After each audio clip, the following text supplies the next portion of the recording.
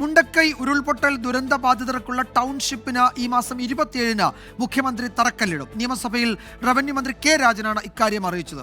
കേന്ദ്രത്തിൻ്റേത് ക്രൂരമായ അവഗണനയാണ് എന്ന് റവന്യൂ മന്ത്രിയും പ്രതിപക്ഷവും കുറ്റപ്പെടുത്തി. പുനരധിവാസ പ്രവർത്തനങ്ങളിൽ സംസ്ഥാന സർക്കാരിന് ഗുരുതര വീഴ്ചയുണ്ടായി എന്ന് പ്രതിപക്ഷ നേതാവ് വി ഡി സതീശൻ ആരോപിച്ചു. നമുക്കെല്ലാവർക്കും ചേർന്ന് ബഹുമാനപ്പെട്ട മുഖ്യമന്ത്രിയും പ്രതിപക്ഷ നേതാവും നമ്മളെല്ലാവരും ചേർന്ന് ഈ വരുന്ന മാർച്ച് മാസം 27-ാം തീയതി അവിടെ നിർമ്മിക്കുന്ന ടൗൺഷിപ്പിന്റെ തറക്കല്ലിട്ട നിർമ്മാണ പ്രവർത്തനത്തിലേക്ക് കേരളം പോകാൻ പോവുകയാണ്. നമ്മളെല്ലാവരും ഒരുമിച്ചായിരിക്കും ആ കാര്യങ്ങളിൽ ഉണ്ടാവുക എന്ന കാര്യം കൂടി ഞാൻ ഈ സഭയെ അറിയിക്കുകയാണ്. പുനരധിവാസം വൈകുന്നു എന്ന് ചൂണ്ടിക്കാട്ടി പ്രതിപക്ഷം കൊണ്ടുവന്ന അടിയന്തര പ്രമേയ നോട്ടീസിന് മറുപടി പറയുമ്പോഴായിരുന്നു മന്ത്രിയുടെ ഈ പ്രഖ്യാപനം. കൽപ്പറ്റ MLA ടി സിദ്ദിഖാണ് വിഷയം നിയമസഭയിൽ ഉന്നയിച്ചത്.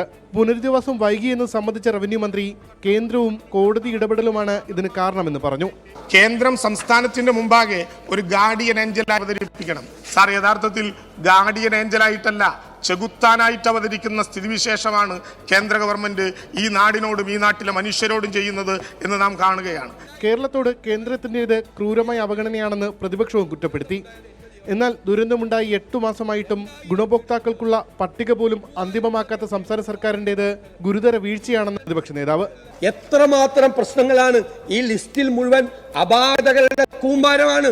സാർ, DDMA ലിസ്റ്റ് തയ്യാറാക്കിയതിൽ അപാകതയുണ്ടെങ്കിൽ ഗവൺമെന്റ് ഇടപെട്ട് റവന്യൂ വകുപ്പ് ഇടപെട്ട് ചെയ്യണം. അടിയന്തര പ്രമേയ നോട്ടീസിന് അനുമതി നൽകാത്തതിനെ തുടർന്ന് പ്രതിപക്ഷം സഭയിൽ നിന്ന് ഇറങ്ങിപ്പോയി. 24 തിരുവനന്തപുരം.